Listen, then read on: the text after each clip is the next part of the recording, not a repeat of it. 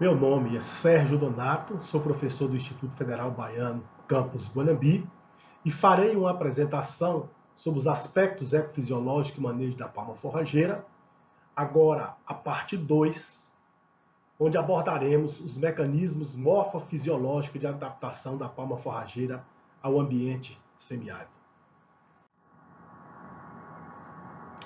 A nossa abordagem nessa segunda parte envolverá o esclarecimento do que é o mecanismo concentrador de CO2, o metabolismo MAC, ou metabolismo ácido das crassuláceas, originado do inglês Crassulacean acid metabolism, as condições ambientais e sua influência no crescimento e desenvolvimento da palma forrageira e as considerações finais. Mas o que seriam os mecanismos fotossintéticos? Existem 3 tipos de mecanismos fotossintéticos em plantas superiores: C3, C4 e CAM. As plantas consideradas C3, classificadas como C3, o primeiro composto estável da fotossíntese é o 3-PGA, o 3-fosfoglicerato, é um composto com 3 carbonos, por isso é denominado planta C3. A enzima que atua nessas plantas na parte bioquímica da fotossíntese é a rubisco, a ribulose 1,5-bifosfato carboxilase e oxigenase. E essas plantas apresentam um tipo de perda que seria a fotorrespiração, quando a enzima começa a trabalhar como oxigenase em vez de carboxilar o CO2. Isso ocorre quando a temperatura aumenta muito, por exemplo. Essas plantas C3 correspondem à maioria das espécies cultivadas. O outro mecanismo fotossintético, que é um mecanismo concentrador de CO2, classifica as plantas como C4, aí inclui boa parte das gramíneas, são plantas consideradas de maior produtividade. O primeiro composto estável da fotossíntese é o oxaloacetato, é um composto de 4 carbonos, por isso o nome C4. O que ocorre de diferente em relação a plantas com mecanismo fotossintético C3? Primeiro, há uma separação espacial. A descarboxilação vai ocorrer nas células do mesófilo e é mediada pela enzima fosfenol piruvato carboxilase, a PEP carboxilase. E a carboxilação vai ocorrer nas células do feixe da baía perivascular, que é mais interno, mais protegido, e mediada pela rubisco. Nesse caso, com esse mecanismo concentrador de CO2 nas células do feixe da baía perivascular, a fotorrespiração torna-se desprezível nessas condições. Então, é uma vantagem competitiva dessas plantas com mecanismo C4. As outras plantas, às quais a gente vai se referir nessa apresentação, são as plantas CAM, com metabolismo ácido das crassuláceas, ou MAC. O primeiro composto estável da fotossíntese, CAM, é também um composto de 4 carbonos, é o oxaloacetato. A diferença da C4, que aqui, em vez de ocorrer uma separação espacial, vai ocorrer uma separação temporal entre a carboxilação e a descarboxilação. Então, durante a noite, ocorre a carboxilação com a participação da PEP carboxilase e durante o dia ocorre a descarboxilação com o ciclo de Calvin com a participação da enzima rubisco. Nesse caso também a fotorrespiração é desprezível por conta da refixação interna de CO2 devido ao fechamento sintomático diurno. Então, a rubisco praticamente trabalha como carboxilase e não como oxigenase nessas plantas CAM. Bom, esse mecanismo fotossintético CAM foi descoberto inicialmente numa espécie Bryophyllum calicino da família das crassuláceas, então é uma crassulácea. Mais tarde se estudou e descobriu esse mecanismo presente em outras famílias. As cactáceas, é o caso da palma forrageira, quaisquer espécies dela. As bromeliáceas, caso do abacaxi, orquidáceas, são famílias que apresentam espécies com metabolismo CAM.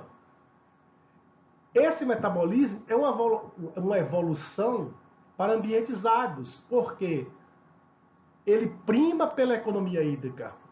A base é o fechamento estomático no momento em que as condições atmosféricas levariam a uma perda de água. Então essa é uma condição de evolução de plantas de ambientes áridos e semiáridos do mundo. Então famílias comuns que apresentam mecanismo fotossintético CAM, orquidácea, bromeliácea, cactácea, crassulácea. Então, como que ocorre o mecanismo CAM? Vamos tentar simplificar essa coisa. Então, o metabolismo ácido das crassuláceas tem uma separação temporal, como já dito anteriormente. Durante a noite, os estômatos estão abertos porque é o momento de menor perda de água. Às noites, a temperatura normalmente é mais amena, então a evapotranspiração é menor, o estômago está aberto, a entrada do CO2 na planta. Então, nesse momento, vai haver a carboxilação pela rubisco. Nós vamos detalhar à frente esse mecanismo para ficar mais claro, né? Então, o estômago está aberto porque perde-se pouco água durante a noite devido à baixa condição de evapotranspiração ou baixa demanda evapotranspirométrica da atmosfera. Não ocorre a captação e a fixação do CO2. É considerado o período de acidificação noturna, ou acidificação da folha, que é a formação do ácido com 4 carbono. Primeiro o oxalacetato, depois o armazenamento dele no vacúolo na forma de malato.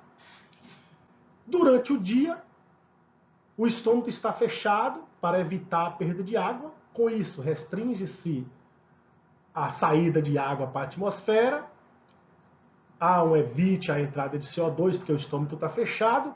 E o CO2 que é liberado internamente pela respiração mitocondrial, ele é refixado pela rubisco. Então a rubisco, quando há muito CO2 à disposição no sítio dessa rubisco, ela vai funcionar como carboxilase, não oxigenase. Por isso diminui o efeito negativo ou deletério da fotorrespiração, que a enzima trabalharia como oxigenase. Então, durante a noite a carboxilação, durante o dia a descarboxilação. A gente vai fazer um detalhamento desses dois processos que ocorrem durante a noite e durante o dia à frente. Antes de passar esse detalhamento, a gente vê que o que esse esquema quer dizer, o que esse esquema quer ilustrar. O metabolismo ácido das crassuláceas e uma representação das relações solo-palma-atmosfera. A planta, ela, quando está no ambiente, ela está sobre o solo e sob uma atmosfera. Então, quem determina, os fatores que determinam o crescimento, o desenvolvimento dessa planta, inicialmente são condições do sítio. Sítio quer dizer as condições do ambiente, da atmosfera, que pode ser mais seca ou mais chuvosa, mais fria ou mais quente, né? E do solo, que pode armazenar mais água, menos água, ter um menor fluxo de nutriente ou não, ter maior quantidade de colóides, de argila, de matéria orgânica, determinar maior ou menor retenção de água e nutrientes, e também um maior ou menor fluxo desses nutrientes, seja um fluxo por difusão, seja um transporte no solo por fluxo de massa, que vai seguir a corrente transpiratória, ou seja um transporte por interceptação radicular, por crescimento radicular. A absorção de nutrientes também é muito estimulada ou beneficiada por micro-organismos. Então, hoje em dia, quando a gente pensa em solo, a gente tem que pensar em características físicas, características químicas e biológicas, incluindo aí microbiológicas. Quem vai aumentar a porosidade desse solo? Bom, então a planta está sobre um solo e sob uma atmosfera. E o homem, aquele homem que nós referimos anteriormente, na outra apresentação, na parte 1, ele pode adotar estratégias de manejo que vão melhorar ou maximizar a produtividade dessa planta, seja a palma ou qualquer outra. Então, primeiro as condições do sítio, solo e clima interferem no crescimento e desenvolvimento vegetal. e o homem entra com a adoção de estratégias para diminuir os efeitos deletérios do ambiente para maximizar a produtividade de matéria seca. Então, quando pensamos em solo, que tipo de prática a gente vai ajustar para melhorar a produtividade? Aplicação de matéria orgânica, isso vai estimular a microbiota, vai melhorar a porosidade, a física do solo e também a própria questão de aporte de nutrientes. O uso de adubos químicos ou não, a depender do sistema mais ecológico, mais agroecológico. O uso de irrigação ou não, como vamos maximizar o fluxo de nutrientes. Mas a gente tem que entender como essa planta funciona. Porque o fluxo de nutrientes e o transporte de nutrientes solo-raiz, por exemplo, está ligado ao fluxo transpiracional. Mas na época da seca, essa planta está com os estômagos fechados durante o dia. Então, o mecanismo CAM, voltando ao mecanismo CAM, ele é um mecanismo que ele depende também de estímulo ambiental. A gente vai falar à frente aí, as plantas CAM podem ser CAM obrigatória, CAM facultativa. Bom, agora vamos passar para o detalhamento do mecanismo CAM nas suas fases diurna e noturna. O metabolismo ácido das crassuláceas é dividido em 4 fases, considerando o período diurno e o período noturno. Então você tem participação, você tem uma separação temporal, dia e noite, noite carboxilação, dia descarboxilação. E esse período de 24 horas é dividido aqui em 4 fases. Então, o mecanismo CAM tem 4 fases. A fase 1, que é a noite, fixação primária do CO2, enriquecimento com malato, quebra do amido. Então, nós temos 2 fontes de CO2 na fase 1. Um CO2 atmosférico, porque os estômatos estão abertos, e um CO2 que foi liberado da respiração, e um CO2 liberado da quebra do amido.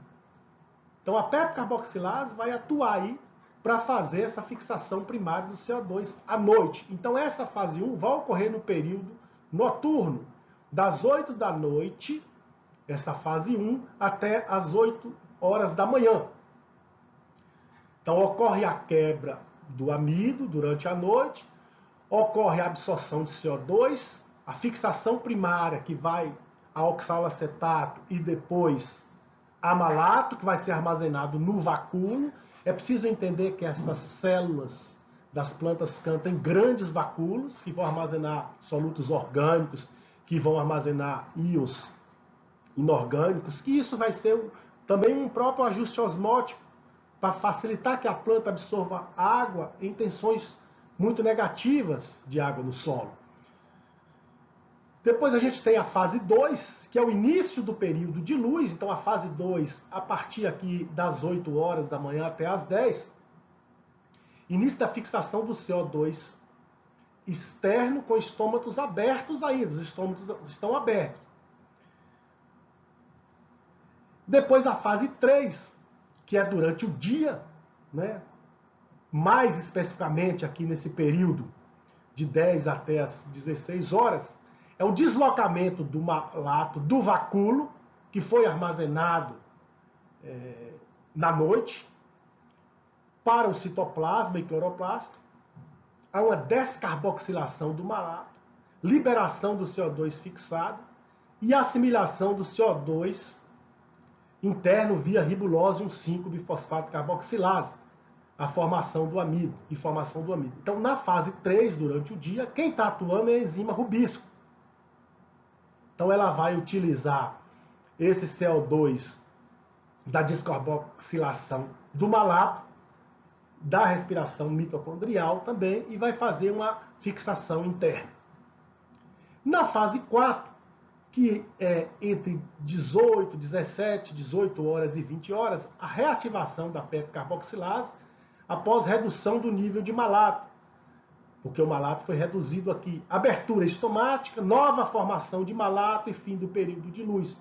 Então, a fase 4, que vai das 18 às 20 horas, os estômatos estão abertos, a nova entrada de CO2, começa novamente o acúmulo, né, a carboxilação do CO2, que vai a oxalacetato, primeiro composto estável de 4 carbonos, e posteriormente a malato, e vai ser armazenado no vacúolo. Vamos detalhar agora o processo noturno e o processo diurno para ficar mais claro.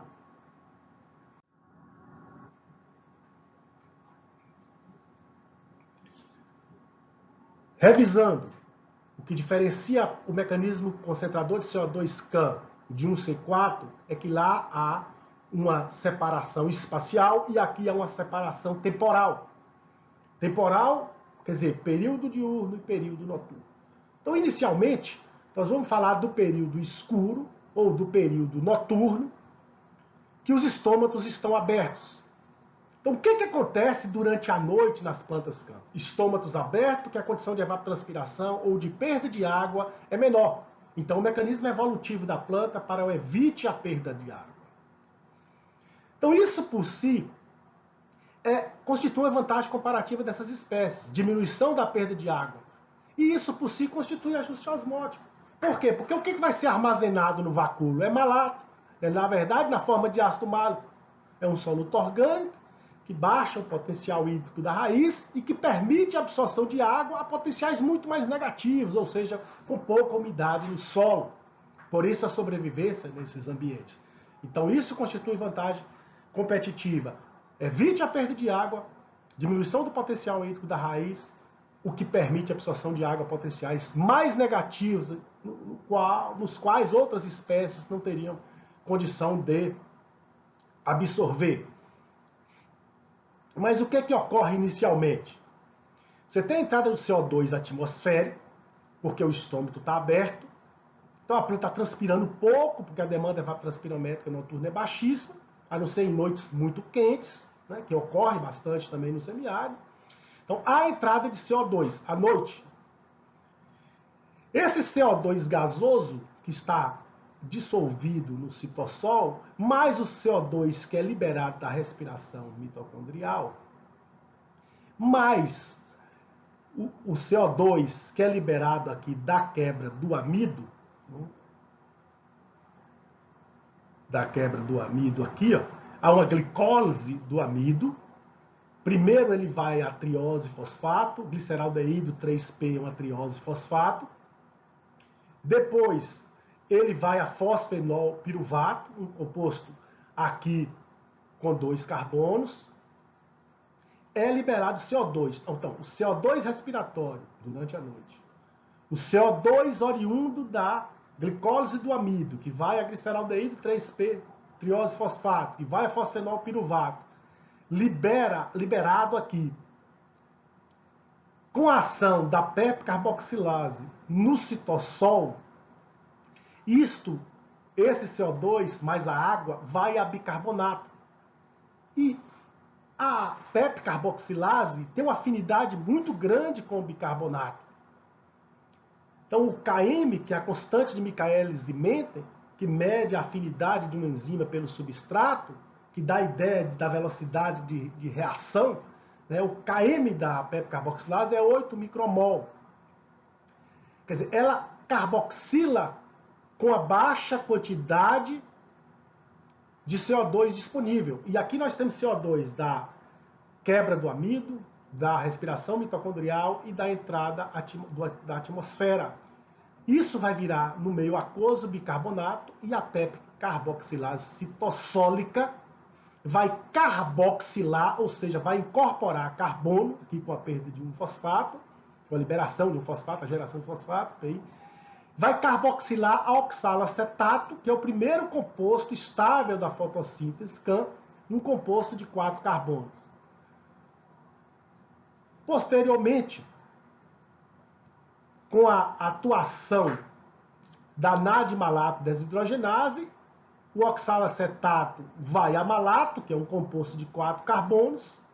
Depois ele passa com a atuação da malato desidrogenase a ácido málico e é armazenado no vacúolo. Então, os vacúolos das plantas cã são vacúolos grandes para armazenar sólidos orgânicos e inorgânicos, e com isso constitui um ajuste osmótico, né? Então, o armazenamento aqui, durante a noite, de ácido málico. Quando a gente chamou atenção para a constante Michaelis-Menten, o que é que ela mede? Ela mede a afinidade da enzima, né, pelo substrato, dá a ideia da velocidade de reação, quer dizer, Km é a concentração que permite atingir a metade da velocidade máxima. Então, com 8 micromol, essa reação atinge a metade da velocidade máxima. Se você pensar no Km, por exemplo, da Rubisco para o CO2, aqui é o Km da PEP carboxilase para o bicarbonato, a Km da Rubisco para o CO2 é 25 micromol. Significa que é aproximadamente 3 vezes maior, quer dizer, ela precisa de 3 vezes mais CO2 para carboxilar do que a PEP carboxilase precisa de bicarbonato para carboxilar. Então a eficiência aqui é muito maior. Com 1/3 da concentração, a reação de carboxilação atinge a metade da sua velocidade máxima. Bom, então durante a noite o que ocorre? Entrada de CO2 atmosférico, liberação de CO2 mitocondrial, liberação de CO2 pela glicose do amido, ou quebra do amido. Formação de um primeiro composto de 4 carbonos, oxaloacetato, pela ação da PEP carboxilase. Esse composto vai a malato, pela ação da NAD-malato desidrogenase. Depois ele vai a ácido málico, que é armazenado no vacúolo, com a ação da malato desidrogenase. Posteriormente, o que vai ocorrer durante o dia? Então, durante a noite é isso. E durante o dia?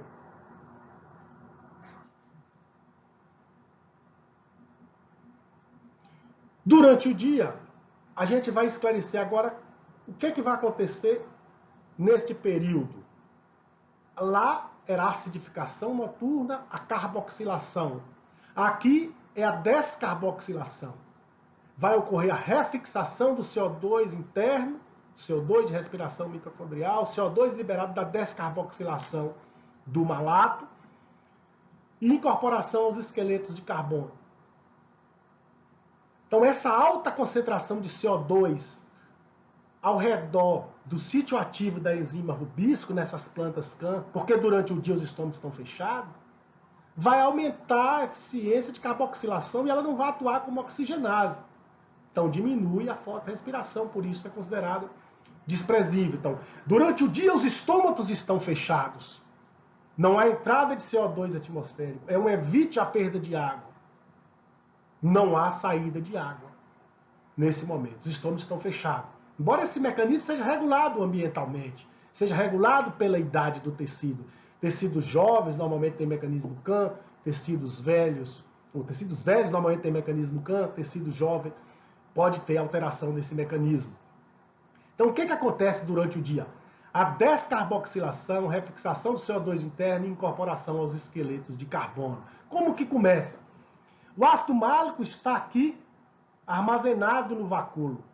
É um composto de 4 carbonos. Ele vai ser transformado em malato. Há uma difusão passiva do ácido málico do vacúolo para o citossol.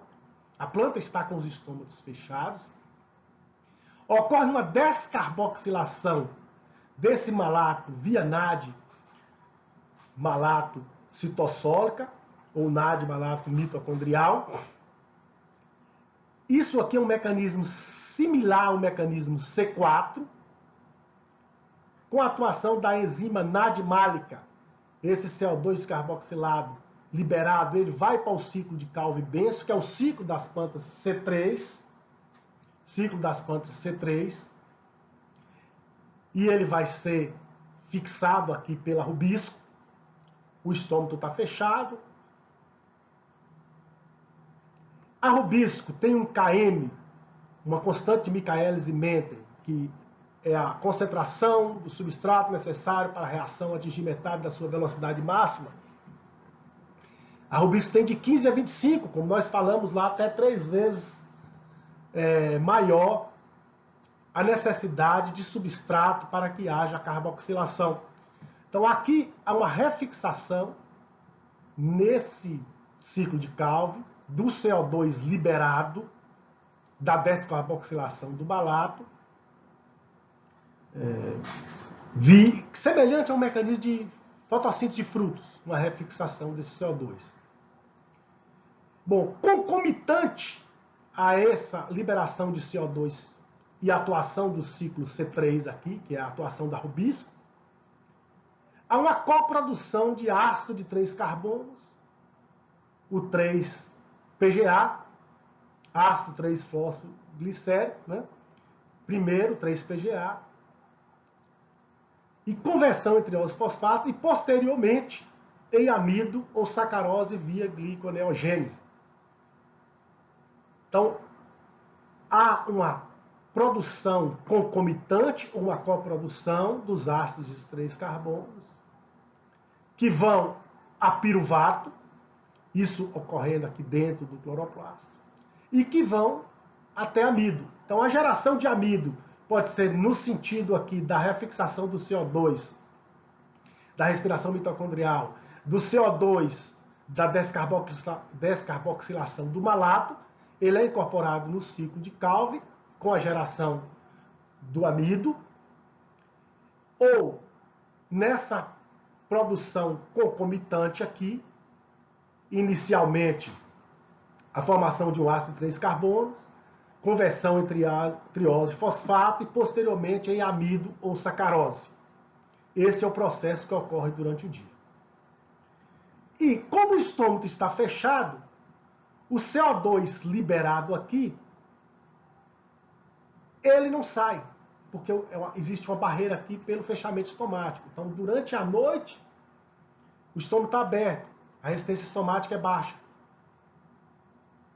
A condutância estomática é maior. Durante o dia, a resistência estomática é alta, o estômago está fechado. Então, o CO2 liberado não sai e é refixado pela rubisco.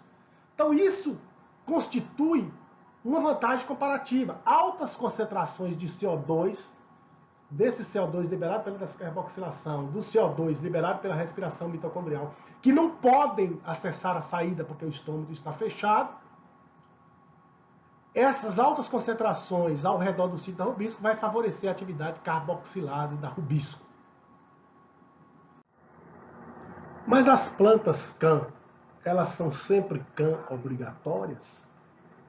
Quer dizer, elas apresentam o mecanismo concentrador de CO2 CAN em todas as situações, em todas as idades, em todos os ambientes? Existe uma classificação de planta CAN, tipo C3 CAN intermediária, CAN obrigatória, CAN facultativa. Mas as plantas CAN facultativa podem mudar o seu metabolismo.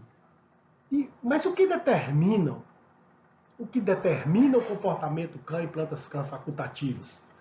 Os ambientes de ocorrência das plantas CAN são ambientes de maior aridez, ambientes em que a precipitação é insuficiente na maior parte do ano para o crescimento vegetal adequado. Por isso, essas plantas apresentam esse mecanismo evolutivo de evite a perda d'água, de sobrevivência em ambientes de aridez, que é o comportamento CAN. Só que em algumas delas esse comportamento é facultativo. E se a gente entender isso, a gente vai traçar estratégias para aumentar a produtividade, justamente usando os momentos favoráveis ao crescimento e desenvolvimento vegetal, com maior aporte de nutrientes, com maior aporte de água, para que essa planta acumule reserva e consiga, durante a seca, ter um estoque que nos interessa para alimentar os rebanhos, do ponto de vista quantitativo e do ponto de vista da qualidade da forragem produzida. Bom, o que determina, então, o comportamento CAN em plantas facultativas? Condições ambientais, as condições do sítio, solo e clima. Condições do sítio, que são as condições do solo e de clima, da atmosfera e do solo. Umidade e salinidade do solo, temperatura, radiação, umidade do ar. E características da planta, idade do tecido, idade da planta e grau de suculência. Quer dizer, o comportamento CAN, ele é modulado por condições estressantes. Então, se em plantas CAN facultativas, quando as condições ambientais estão dentro de uma normalidade, do ótimo fisiológico para o funcionamento da planta, essa planta funciona com outro mecanismo. Ela fica com o estômago aberto, ela pode ficar, isso acontece efetivamente na palma, há controvérsias na literatura com relação a isso.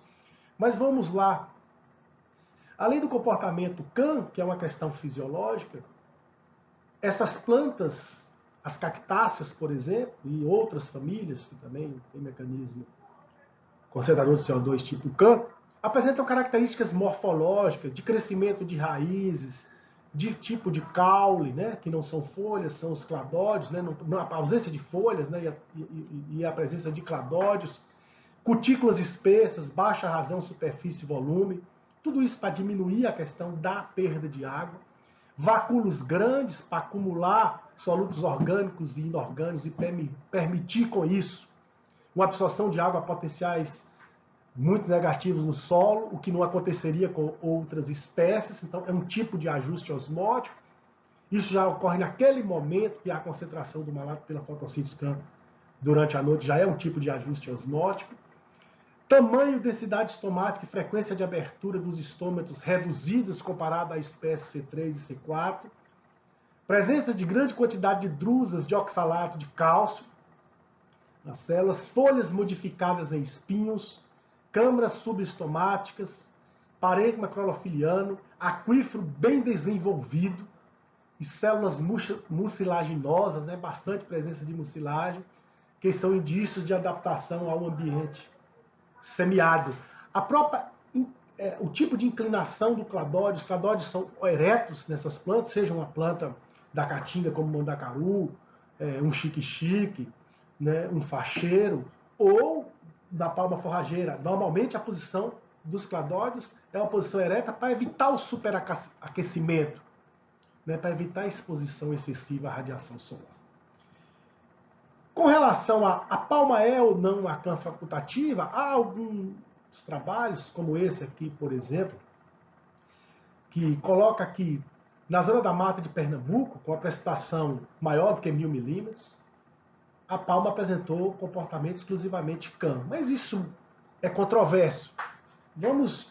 Existem alguns indícios claros dessa alternância de comportamento, né? E isso permite essa planta absorver água e nutrientes, fotossintetizar com maior intensidade, com maior taxa, com maior eficiência na época da chuva, para manter essas reservas no período de seca vindouro. Bom,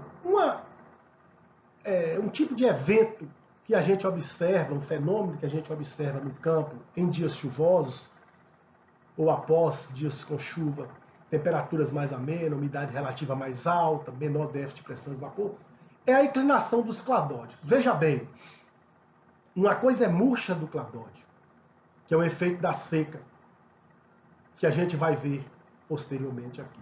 Outra coisa é a inclinação do cladódio. Por que o cladódio inclina? O cladódio está ereto. Por que ele inclina? Ele inclina para aumentar a captação de radiação em dias com pouca nebulosidade? Ele inclina porque a planta está numa condição melhor de umidade devido à ocorrência de chuva naquele dia.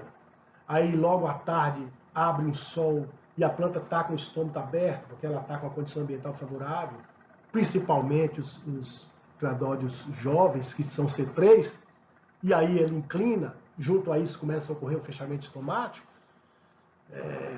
Essas são hipóteses, né, que carecem até de maior comprovação. Mas veja bem, quando a gente tem cladódios maduros, eles permanecem eretos. Quando a gente tem cladódios jovens, eles inclinam. Então, aqui há uma diferença do comportamento do cladódio jovem para o cladódio maduro. Então, a idade do órgão, a idade do tecido, a idade da planta é um modulador do comportamento CAM.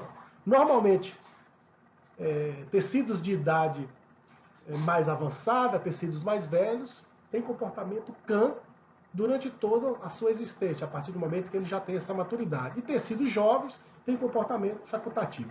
Veja bem, essa foto foi tirada no dia 13 de fevereiro, às 16 horas. Né? Então, as condições meteorológicas do período, a temperatura máxima diminuiu aqui, por exemplo, do dia 11, que ocorreu precipitação, e vinha de um período sem precipitação, aí teve chuva no dia 11, chuva no dia 12, chuva no dia 13. A temperatura máxima diminuiu de 36 para alguma coisa em torno de 26, 27, Então, a queda de 10 graus na temperatura máxima, a umidade relativa aumentou, ela vinha baixa, com a chuva ela subiu para 80%, a evapotranspiração de referência diminuiu aqui de 5 para 2,5 milímetros, quer dizer, ela diminuiu a metade, reduziu a metade, e o déficit de pressão de vapor diminuiu bastante. Quer dizer, condições que não favorecem a perda da água, né? Desfavorecem a perda de água. Baixa demanda evapotranspirométrica.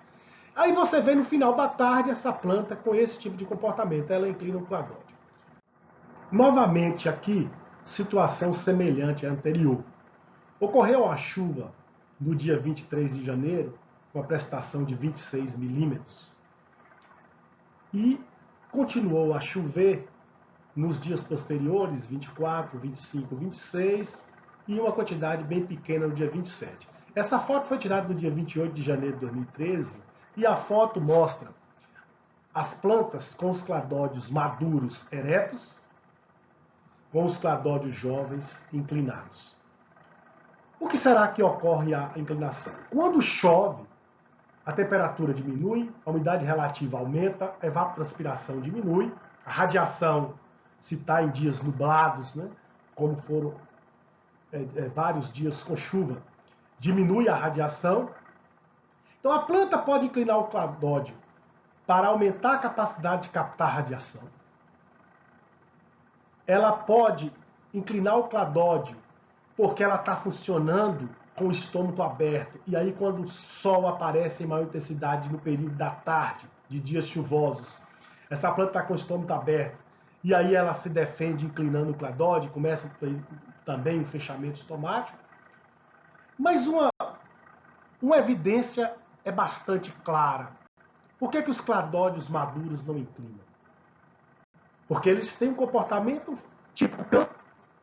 A partir do momento que ele atingiu a maturidade, esse comportamento vai permanecer como cã. Então, esse tipo de condição ambiental, esse tipo de mudança ambiental, não vai influenciá-lo.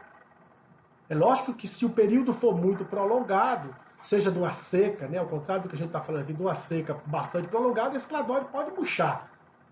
Porque esse cladódio velho vai ser drenado pelos cladódios jovens, como a gente vai mostrar mais à frente.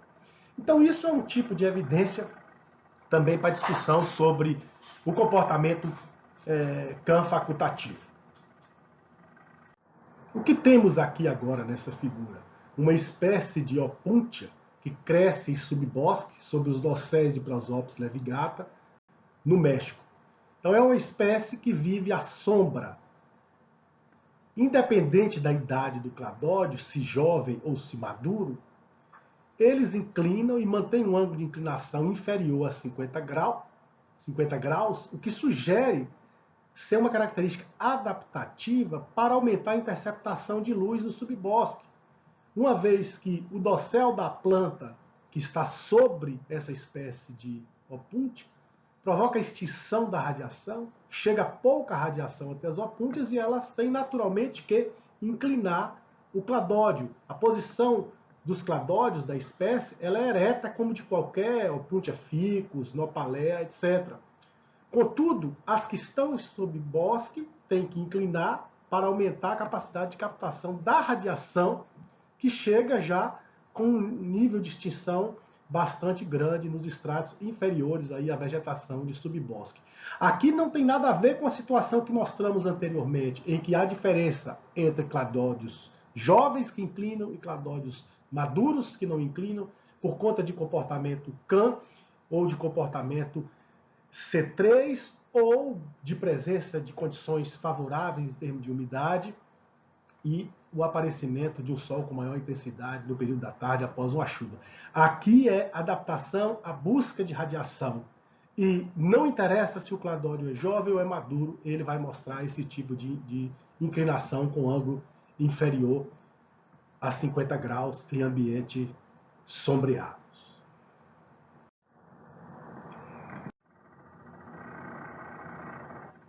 E como que é o sistema radicular da palma forrageira?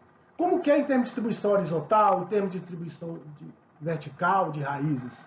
Aqui um trabalho do colega Varley Andrade Fonseca. Então a distribuição superficial do sistema radicular da palma gigante em cultivo com manejo de irrigação diária a 100% de evapotranspiração de referência. Como que é esse sistema radicular? Raízes laterais carnosas, desenvolvida a partir das raízes principais, então aqui está a raiz principal e aqui as laterais carnosas, formam uma malha radicular muito grande, né? E aqui o detalhamento das raízes principais. Mas as raízes, assim como a parte aérea, têm seus mecanismos de tolerância à seca. Então, como são esses mecanismos de tolerância à seca das raízes? A formação dessas raízes laterais carnosas, a partir das raízes principais, possibilita a absorção de água a baixos níveis de umidade ou tensões muito negativas. Então já é outra adaptação morfológica.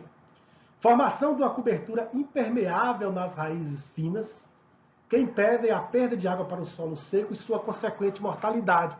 Então isso forma uma camada protetora. Formação de raízes de chuva, logo nas primeiras chuvas, com precipitações aí de 5 milímetros, 10 milímetros, que ocorre aqui para nós nos últimos anos, aí no mês de outubro, final de outubro, às vezes o ano, como ocorreu 2015, 2019, atrasa a estação mais ainda. Essas raízes de chuva permitem a absorção de água com chuvas muito leves, chuva de precipitação, de quantidade precipitada pequena, o que não ocorre com outras espécies. Então aquela chuva, aquela precipitação em quantidade pequena já é um estímulo para a formação de raízes, as raízes conseguem absorver água. Alto potencial negativo e alta resistência hidráulica da raiz, o que reduz o fluxo de água para a parte aérea. Então não é só o fechamento estomado durante o dia.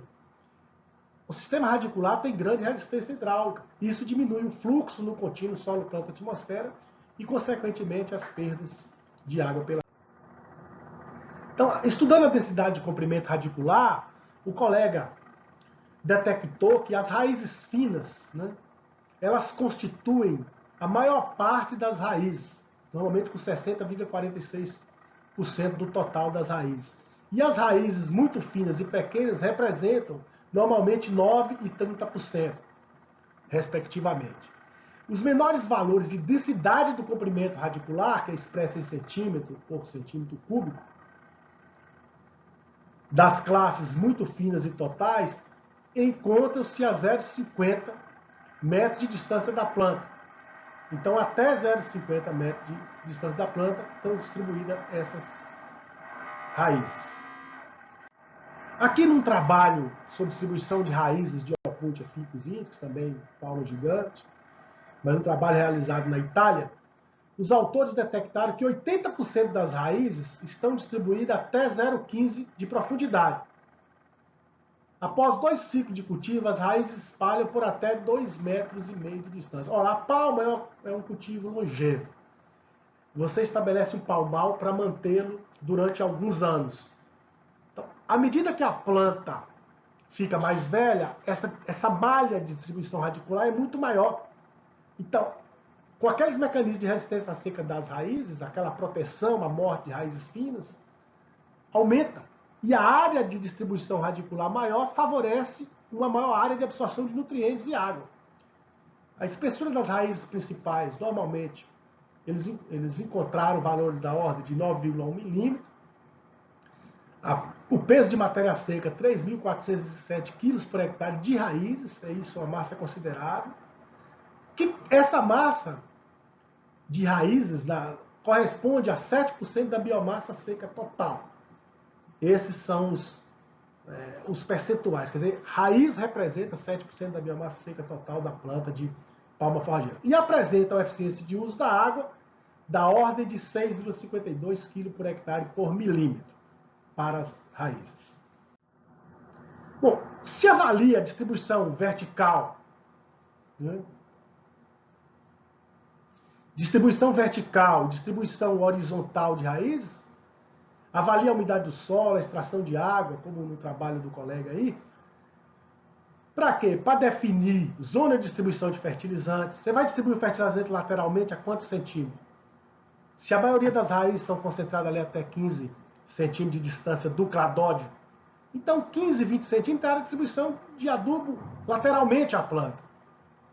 Você não vai encostar o fertilizante ao cladódio porque você vai causar dano. Então, a zona de distribuição deve ser ali de 15 a 20 centímetros.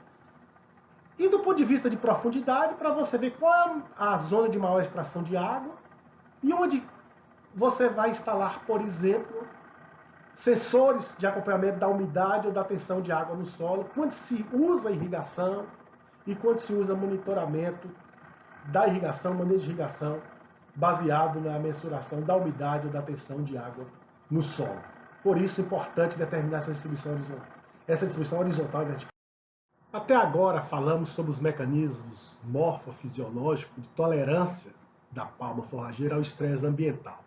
Mas quando o estresse ocorre numa intensidade maior ou com uma duração maior, essa planta estressa de fato, né? Como que é esse comportamento da palma diante de situações dessa natureza? Aqui nós temos uma palma extremamente túrgida, em que foram colocados esses clipes para mensuração da fluorescência da clorofila, que é o indicativo do funcionamento do fotossistema 2, da cadeia de transporte de elétrons, e vai nos dar um indicativo sobre o nível de estresse na planta. Aqui a planta está totalmente túrgida, com uma boa resposta à condição ambiental vigente. Aqui nós temos uma situação de mensuração da fluorescência da clorofila em plantas sob irrigação, caso da fotografia do slide anterior, em que as plantas estavam bem túrgidas, e em plantas sob sequeiro, na época mais seca do ano. O que se procurou avaliar foi o funcionamento do fotossistema 2, da cadeia de transporte de elétrons, como indicação do estado de estresse da planta. A variável que a gente vai chamar a atenção aqui é a razão FV-FM, a razão fluorescência variável e fluorescência máxima. Na condição de irrigação, esse valor da relação FV-FM indica aqui 0,75. Em condição de sequeiro, no mesmo perímetro, no mesmo momento e na época mais seca do ano, a relação FV-FM indicou 0,35. Olha que essas plantas estão bastante murchas. E aqui não é inclinação de cladódio, é murcha de cladódio. É murcha por déficit hídrico. Ao contrário das plantas extremamente túrgidas que mostramos na fotografia anterior e também nessa fotografia aqui que está sendo mensurada a fluorescência da clorofila. Os valores da relação FV-FM menores do que 0,75, o valor indica comprometimento na taxa de transferência de elétrons do fotossistema 2. Um excesso de luz que está chegando e essa planta não dá conta de absorver para fazer fotossíntese, ocorre uma dissipação não fotoquímica e a perda de energia na forma de calor com energia de comprimento de ondas longas. Essa situação, indicada pela fluorescência da clorofila com valores baixos, atesta o estresse dessa planta sob seca mais intensa. Então, a murcha dos cladóides, em razão da desidratação dos tecidos do parênquima e clorênquima, é observada em períodos de estresse e seca prolongada no semiárido. Mas se a sua lavoura foi muito bem manejada no período de condições favoráveis, no período chuvoso, bem manejada no sentido de que está num espaçamento adequado para o uso da radiação e receber uma adubação bem balanceada, essa planta tem condição de acumular reservas para estressar menos nesse período. Outra coisa é a idade da planta, se é uma planta de primeiro ano, como foi a reserva da muda que você plantou? Era uma muda de boa reserva para poder ser drenada pelos cladódios jovens e ficar túrgida ainda no período seco? É lógico que depende do fator estressor, da intensidade e da duração do fator estressor. Se a seca for muito prolongada, obviamente a planta vai entrar em processo de murcho. Então essa planta estressa sim, e isso é um tipo de indicação quando se mensura essa variável. Então a planta deixa de fazer fotossíntese e faz uma dissipação não fotoquímica. É um mecanismo de defesa. Agora vamos analisar os dados experimentais da fluorescência da clorofila, mensurados na época seca e na época chuvosa. Duas situações diferentes num experimento de adubação orgânica. Então, avaliação do uso da radiação na assimilação de carbono pelas plantas, funcionamento do fotossistema 2, indicação do estado de estresse, é isso que a gente quer verificar. Então, as variáveis avaliadas, fluorescência inicial, máxima, fluorescência variável, eficiência quântica, dada pela razão FV-FM, e o rendimento quântico, dado pelo Yeld, em cladódios de palma gigante, ao longo do dia, das 6 horas da manhã às 18 horas, na época chuvosa e posteriormente na época seca. O que se verifica é que na época chuvosa, os valores da relação FV-FM estão acima de 0,75 ou pelo menos 0,75. A gente colocou que para a maioria das espécies, valores normais que indicam um funcionamento normal do fotossistema 2 e da cadeia de transporte de elétrons, estão entre 0,75 e 0,85. Quando a gente observa os dados da época das secas, julho a agosto, então a nossa região, como coloquei na primeira parte da nossa aula, o período chuvoso se concentra de outubro a março, outras regiões do semiárido têm período de chuva diferente, distribuição. Quando a gente mensurou a relação FV-FM na época das secas, julho e agosto aqui, observa os valores, todos em qualquer horário, estão abaixo de 0,75, o que atesta o estado de estresse. No período da chuva, eles estão acima de 0,75, sendo que no início da manhã e final da tarde os valores são normalmente maiores, correspondente àquelas diferentes fases do mecanismo CAM.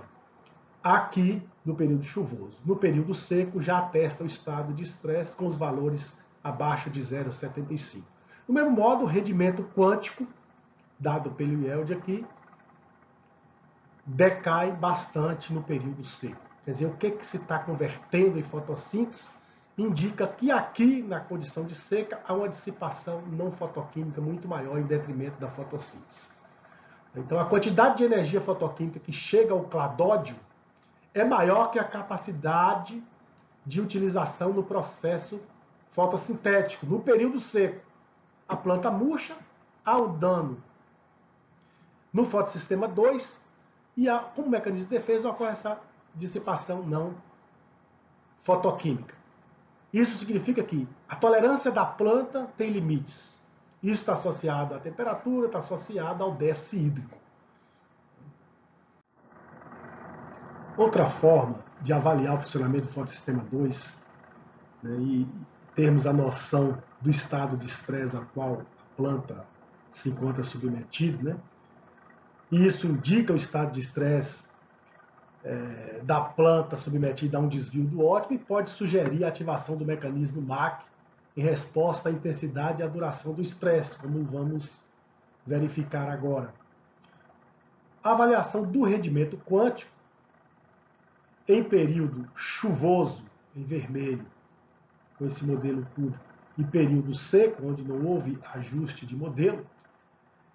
Nesse caso da curva em vermelho, indica nas primeiras horas da manhã, porque essa avaliação feita ao longo do dia, na época chuvosa e na época seca, época chuvosa, outubro, novembro, época seca, julho, agosto.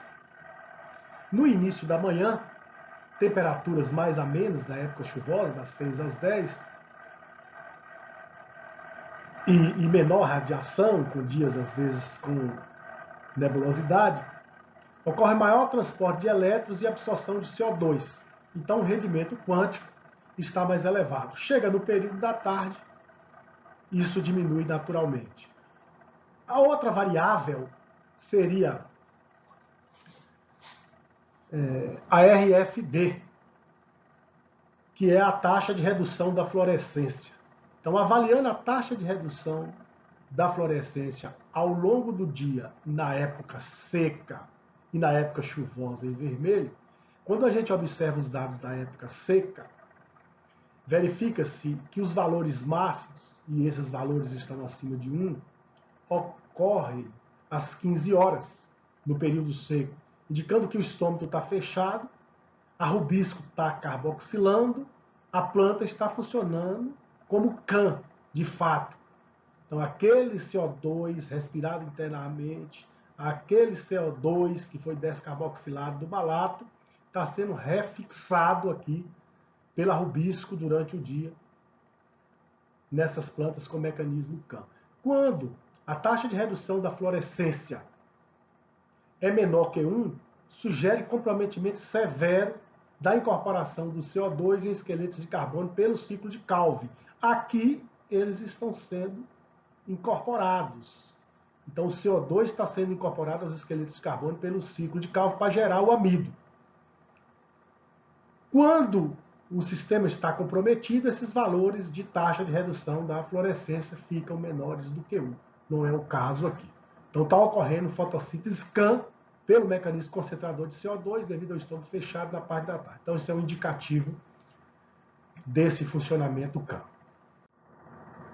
Agora vamos analisar a influência da temperatura do ar, dia e noite, e da duração da seca sobre a captação de CO2 atmosférico pela Palma-Puntia ficus indica. Esses são dados clássicos do professor Park Nobel, da Universidade da Califórnia. E o que é colocado aqui? Plantas bem irrigadas e expostas a altos níveis de luminosidade, portanto, não há limitação por radiação nem por déficit hídrico, e se variou a temperatura dia e noite. Então, 15 graus dia, 5 noite, 20 dia, 10 noite, temperatura amena à noite, estômago aberto, a taxa de captação de CO2 atmosférico aumenta. E a pepcarboxilase vai carboxilando e fazendo acidificação noturna, o estômago está aberto. Mas quando a temperatura dia e noite aumenta bastante, essa captação de CO2 é limitada pelo excesso de temperatura. Essa informação está em fase com a origem da palma. Embora a palma seja originada de ambientes semiáridos, mas são ambientes com temperaturas mais amenas quando a gente compara ao semiárido brasileiro, pelo menos na maior parte do semiárido brasileiro. São temperaturas desta ordem aqui, porque a palma é de altitude elevada, altitudes muito mais elevadas do que temos aqui na maioria do semiárido, principalmente quando a gente pensa na depressão sertaneja, na parte de caatinga mais seca. Então a palma, apesar da tolerância ao déficit hídrico, ela tem uma baixa tolerância a temperaturas extremas para a captação de CO2. Então, em noites muito quentes, e isso ocorre para nós aqui em determinadas épocas do ano, essa planta diminui a captura de CO2. Então, essa planta fica paralisada, mas tem um mecanismo de sobrevivência importante aí nesse tipo de ambiente. E com relação à duração da seca, a captação de CO2 ela é elevada enquanto a planta é submetida a déficit hídrico, à medida que a seca fica muito prolongada, diminui a captação de CO2. Então, esse mecanismo CAM, com a duração da seca, né, por um período bem maior, vai deixar a planta praticamente paralisada ali. É um mecanismo de defesa, ela vai diminuir a transpiração, inclusive durante a noite. Com isso, cessa a entrada de CO2. Então, a fotossíntese é limitada tanto pelo fechamento estomático, mas também aqui no caso da temperatura, além do fechamento estomático que inibe a entrada de CO2 em noites quentes, tem problema já com o funcionamento enzimático. Porque a rubisco, que é uma enzima que atua no ciclo de Calvi durante o dia, enquanto o estômago está fechado, ela funciona bem até 22, 30 graus, do ponto de vista da planta. Do ponto de vista da enzima, 22, como temperatura ótima.